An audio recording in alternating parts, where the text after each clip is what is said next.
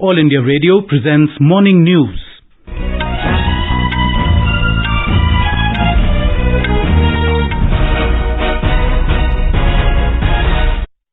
Good morning, I'm Sunil Verma. The headlines. Government to revive and develop 100 unserved and underserved airports, heliports and water aerodromes by next year. 21 greenfield airports to be set up across the country. Agriculture Ministry to host Millets Food Festival for Members of Parliament today. Google CEO Sundar Pichai says India will be big export economy and the country will benefit from open and connected internet. Over 190 nations adopt landmark biodiversity pact to restore natural ecosystems. Dense fog in night and morning hours is likely to continue in North India during the next 4 to 5 days.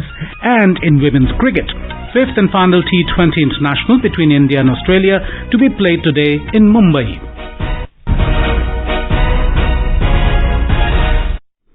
The government is working to revive and develop 100 unserved and underserved airports, heliports and water aerodromes by next year. This is part of a target to operationalize 1,000 routes under the Ude Desh Ka Aam Nagrik Udan scheme.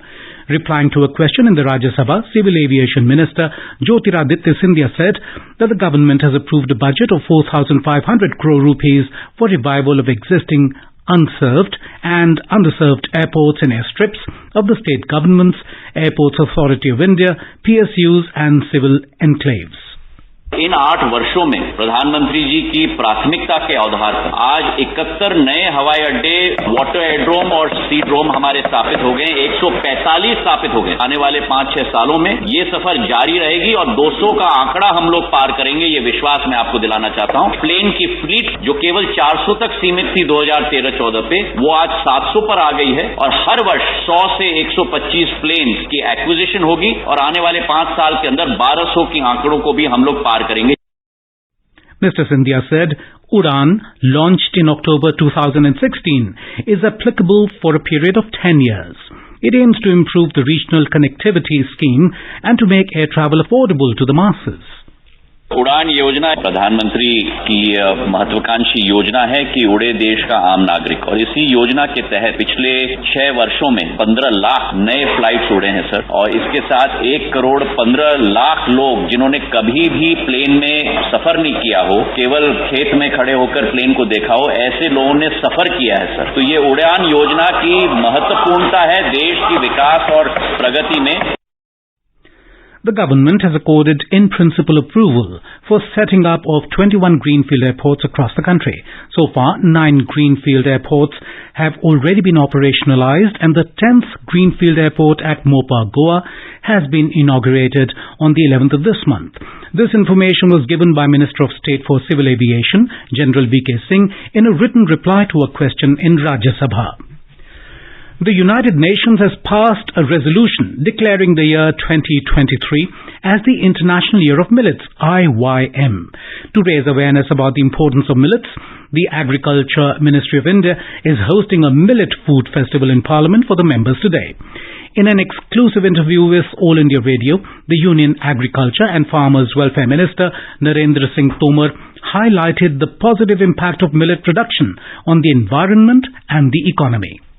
अभी कुछ दिन पहले लगभग 100 देशों के ambassador को बुलाया था और उनको मिलेट्स का भोजन कराया। वो इस प्रचार प्रसार में अग्रणी रहें और इसमें भारत के साथ शामिल हों, ये भी हमने प्रयास किया है। और मंगलवार को देश के सभी लोकसभा और राज्यसभा के सांसद का भोजन आयोजित किया है, जिसमें माननीय उपराष्ट्रपति जी, प्रधानमंत्री जी, लोकसभा अध्यक्ष, राज्यसभा के उपाध्यक्ष और सभी सांसद में उपस्थित रहने वाले हैं। इस कार्यक्रम से भी निश्चित रूप से इस पूरे मिशन को बल मिलेगा।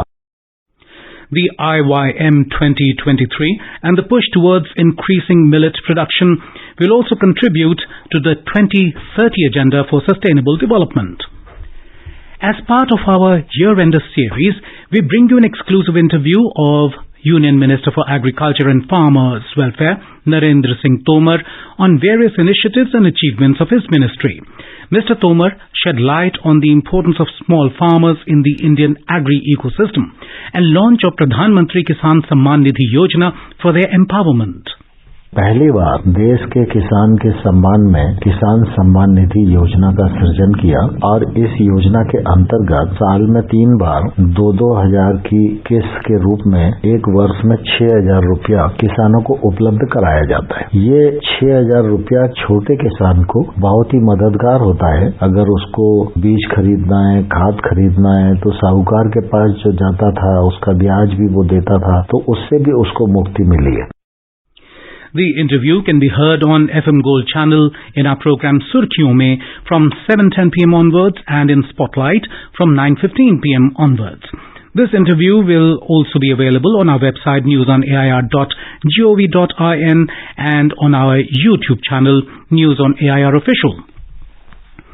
Indian origin Google CEO Sundar Pichai has said that India will be a big export economy and the country will benefit from open and connected internet. Speaking at Google for India event in New Delhi, Mr. Pichai said the country needs to create a balance between safeguarding citizens and enabling companies to innovate with its framework. He said that Google would be focusing on startups for India, and out of its $300 million for the startups, around 1/4 will be invested in entities that are led by women. The Google CEO said technology is working at a big scale and touching lives of people around the world, which calls for framing responsible and balanced regulation. The Google CEO called on President Draupadi Murmu and Prime Minister Narendra Modi in New Delhi yesterday. He said it is inspiring to see the rapid pace of technological change under Mr. Modi's leadership. The first meeting of the Joint Finance and Health Task Force under the finance track of G20 will be held in a virtual mode today. This will be the third meeting of the finance track under India's G20 presidency after the meetings of the finance ministers and central bank deputies and framework group meeting in Bengaluru last week. The Joint Finance and Health Task Force was established during the G20 Leaders Summit in Rome last year. The task force is aiming at enhancing dialogue and global cooperation on issues relating to pandemic prevention, preparedness and response. This is All India Radio giving you the news. For quick news updates round the clock, follow us on our Twitter handle at AIR News Alerts. Over 190 countries have adopted a landmark biodiversity pact to restore natural ecosystems. At the UN Biodiversity Conference, COP15 in Montreal, Canada, these countries have agreed to protect 30% of the planet by 2030. The countries pledged to achieve 23 targets to reverse ecosystem degradation under 4 overarching goals for survival of the natural world. Under the Global Biodiversity Framework GBF, countries also agreed to reduce harmful government subsidies worth $500 billion annually, while vowing to identify subsidies which are harmful for biodiversity by 2025. Biodiversity Plan gives India legroom on farm subsidies. The GBF gives elbow room to India both in terms of continuing farm subsidies and pesticide use. Environment Minister Bhupendra Yadav, who led the country's negotiating team, called it a milestone moment. He said that the most significant contribution of the Indian interventions was that all targets are kept as global in nature and countries will be free to adopt them according to their circumstances, priorities and capabilities. The Global Biodiversity Framework is considered equivalent to the Paris Agreement on Climate Change in terms of its significance for protecting biodiversity.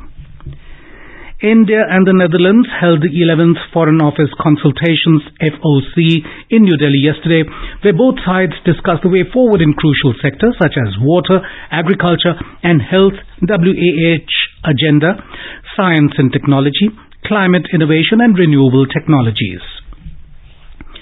UN Secretary-General Antonio Guterres has sounded a note of optimism on stalled Security Council reforms, saying that adding permanent members is now being taken seriously.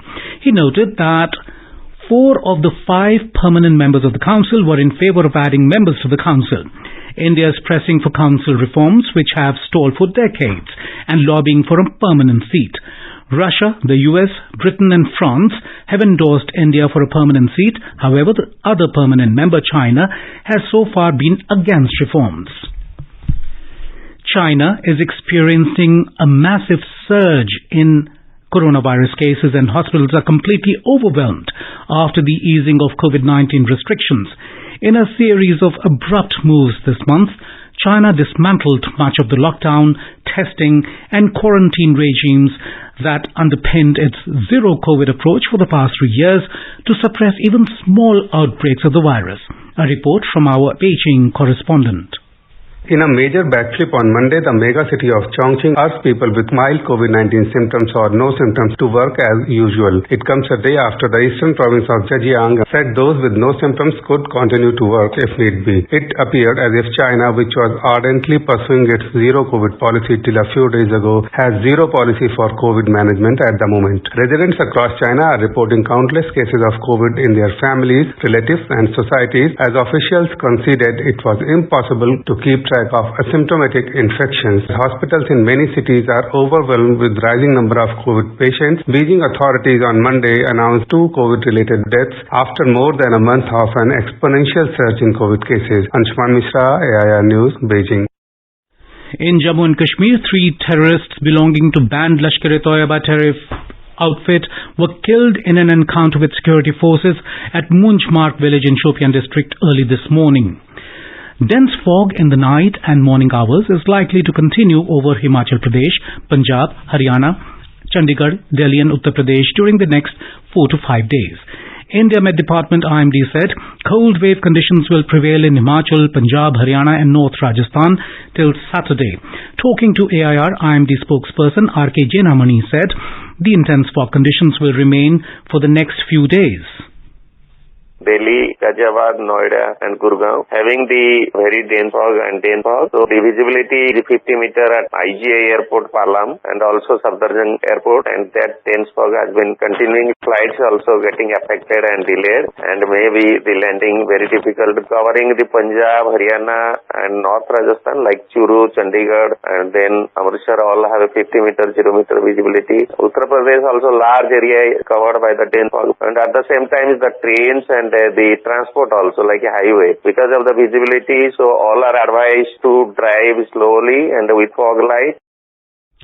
In women's cricket, the 5th and final T20 international of the 5-match series between India and Australia will be played at the Brabourne Stadium in Mumbai today. The match will start at 7 p.m. Australia have won the 4th match of the tournament by 7 runs to seal their series in their favour by 3-1 on Saturday. The men's under-18 qualifiers of the Khelo India Youth Games 2022 will begin at the Kalinga Hockey Stadium in Bhubaneswar, Odisha today. 12 teams will fight for their top place in the tournament, which will take place till the 30th of this month. And now for a look at today's newspapers, it's over to Subhadra Ramachandran. Thank you, Sunil. COP15 summit adopts historic biodiversity deal, headlines The Hindu. To protect 30% land and water by 2030, writes the paper. Indian security establishment is on full alert after China positions fighter aircraft close to LAC, reports the Pioneer. The Indian Express quotes S. Jaishankar saying that the Indian military will not let China change the status quo at the LAC unilaterally. The Supreme Court achieved 209% disposal rate in its last 2 weeks of 2002, writes the Times of India. According to US-based National Science Foundation, India's scholarly output in scientific publications has climbed to 3rd position in 2020 from 7th in 2010, reports the Hindustan Times. 57.5 Twitter users vote to remove Elon Musk as CEO in a poll that Musk himself initiated, writes the Asian Age. And finally, Google is developing an artificial intelligence model that will be able to decipher the illegible handwritten prescription given by your doctor, reports the Pioneer. And with that, it's back to you, Sunil. Thank you, Subhadra. And now, before we end the bulletin, the headlines once again. Government to revive and develop 100 unserved and underserved airports, heliports and water aerodromes by next year. 21 greenfield airports to be set up across the country. Agriculture Ministry to host Millets Food Festival for the Members of Parliament today. Google CEO Sundar Pichai says India will be big export economy and the country will benefit from open and connected internet. Over 190 nations adopt landmark biodiversity pact to restore natural ecosystems. Dense fog in night and morning hours to continue in North India during the next 4 to 5 days. And in women's cricket, 5th and final T20 international between India and Australia to be played today in Mumbai. And with that, we end the morning news. Have a nice